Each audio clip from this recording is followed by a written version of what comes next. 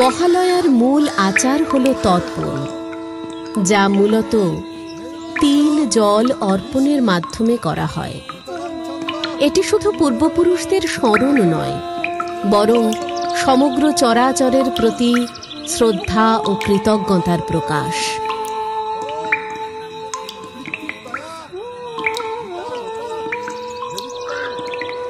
শাস্ত্রে বলা হয়েছে, আ ব্রহ্ম স্তম্ভ পর্যন্তং জগত্রিপ্যতু, অর্থাৎ ব্রহ্মা থেকে তৃণগাছ পর্যন্ত সমস্ত জীব জগৎ যেন তৃপ্ত হয়। তাই মহালয়ার তর্পণ কেবল আত্মীয় অনাত্মীয় পূর্বপুরুষ নয়, বরং বিশ্বলোকের প্রতিটি প্রাণীর জন্য কল্যাণ ও শান্তি কামনার দিন।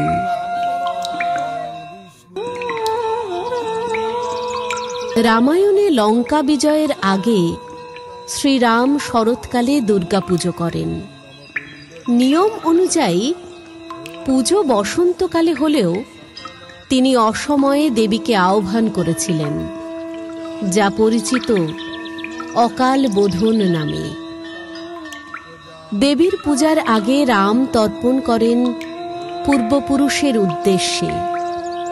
সেই থেকেই শরৎকালের মহালয়ায় তর্পণ ও দেবী আহ্বানের প্রথা শুরু।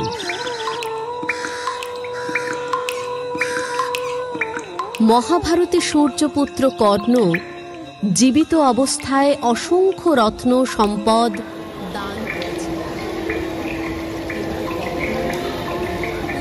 পূর্বপুরুষদের উদ্দেশ্যে জল অর্ঘ্য দেননি। মৃত্যুর পর স্বর্গে গিয়ে তিনি খাদ্যের পরিবর্তে পেলেন সোনা রত্ন। এক পক্ষকাল পৃথিবীতে ফিরে এসে পিতৃপুরুষকে তর্পণ করেন।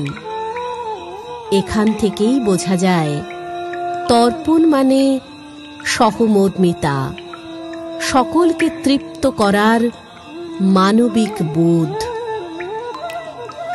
তাই মহালয়া কেবল পিতৃপক্ষের সমাপ্তি নয়, বরং আলোকের আহ্বান, সহমর্মিতা ও বিশ্ব কল্যাণের প্রতিজ্ঞা।